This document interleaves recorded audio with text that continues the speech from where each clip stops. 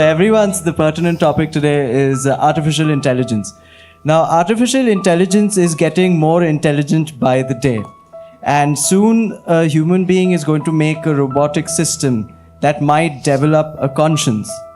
And when artificial intelligence does develop a conscience, do you think that human beings are needed, and what is the position of human beings going to be on earth? So let's understand the difference between conscience and consciousness. Conscience is a social thing. You can also teach it to your machine. My phone says, "I'm sorry." Have you seen this? Yes. So it has a conscience, because conscience is a socially developed thing. For the same things that one society feels guilty about, another society does not feel guilty about it, isn't it so? So obviously it's a socially imposed thing. What one person feels troubled about, another person does not feel troubled about it. So conscience is not an important thing, it's a socially imposed thing. Every generation has a different kind of conscience. Actually, every human being has a different kind of conscience. The same things, they don't suffer. Maybe generally everybody suffers a certain kind of thing in a given society. In another society, they don't. Consciousness is a different matter. If you're thinking that machines will become conscious, that is because most human beings are yet to be conscious. They are thinking machines also can become conscious. Right now, your whole education system and the way we are conducting our so-called knowledge is all about accumulating memory or information and thinking you're smart. We are constantly duping ourselves and everybody around us that memory is intelligence. Memory is not intelligence, memory is just memory. But right now, why is it a city boy looks smarter than a village boy? Not because he's more intelligent, simply because he has more information.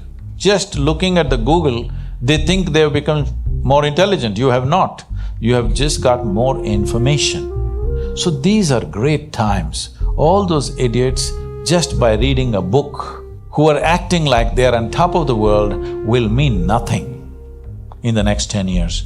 It's great time, I like it because this is my time. My time is coming, I'll tell you how. I was just 12 or 13 years of age. Not like you guys, probably from the age of 6, 7 you've been having a smartphone or whatever. For the first time, I saw a flatbed calculator when I was 13 years of age. Those days, there were only two companies doing flatbed calculators, Sony and Panasonic. Sony is very expensive, 125 rupees. Panasonic, if you go to that Burma Bazaar or that, what is that, Hong Kong, whatever, those things are not there anymore. When in India, all electronics was smuggled from outside. You had to go into a cellar somewhere and do some deal quickly, because before the police come, you must buy your denims and your calculator and whatever you want and run from there. Yes, we had to buy our, if you want your Levi's, because that's all I lived in those days, I couldn't live in any other pants. So, if you want to buy your Levi's, you have to go there and you don't have time to even wear it and see whether it fits you. Just look at it like this, if it's okay, take it and go, because any time they will raid, whenever they want money, the police will come and catch everybody and you have to pay out because it's all smuggled. Nothing was available in this country. It's all only after 96 or 97 these things are openly available. So this calculator somebody brought to the school and they said, just look at this. Tuk, tuk, tuk, tuk, tuk, tuk, into tuk, tuk, tuk, tuk, tuk, tuk. I said, what? This big number into this big number? Answer right there. First thought that came to me is, why the hell are they torturing me in the mathematics classes? This damn thing can do it. And it will do sin theta, cos theta, everything. I thought, this is it. I sat there and dreamt, if there was a machine like this for physics, machine like this for chemistry, for biology, I don't have to come to school. This is my thought. After 50 years, this is coming true and I'm so happy. But some idiots are thinking their jobs will go away. And I'm so glad they will lose their jobs because they've been torturing all of us.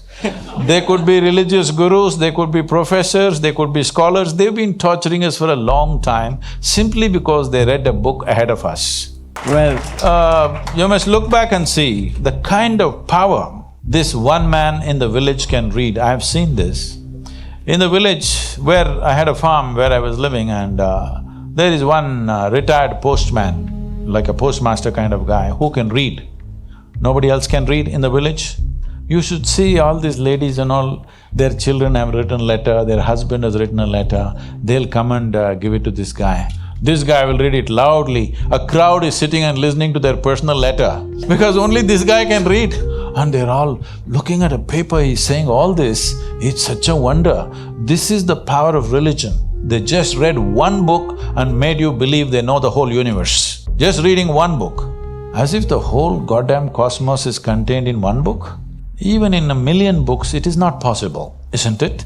Hello? If you write 1,000,000 books, you cannot contain the nature of this creation in 1,000,000 books or 1,000,000,000 books, isn't it so?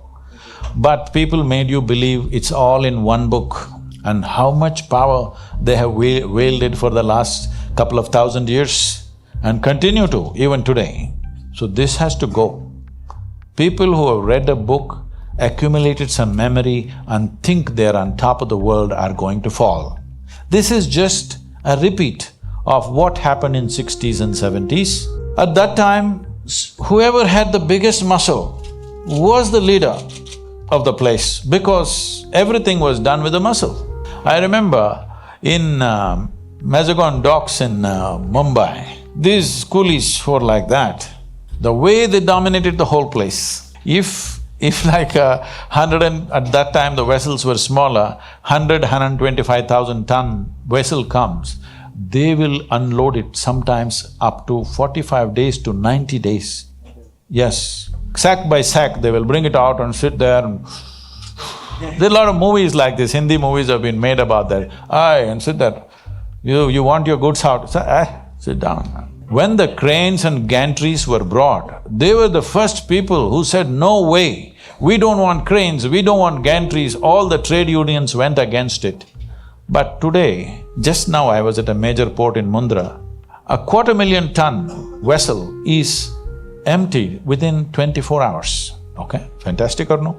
So all the muscular men, where are they? We give them… if they are, we give them a security job at the most. You don't make him the boss of this place because once technology came, the muscle is useless. You need some muscle to manage your life, but this big muscle like this is no more valued. Similarly, this big memory is no more valued in the next 10 years. I'm so glad because the good times are coming. You are not valued for some rubbish you're carrying in your head. You're valued for what kind of a human being you are. This is the best time for humanity.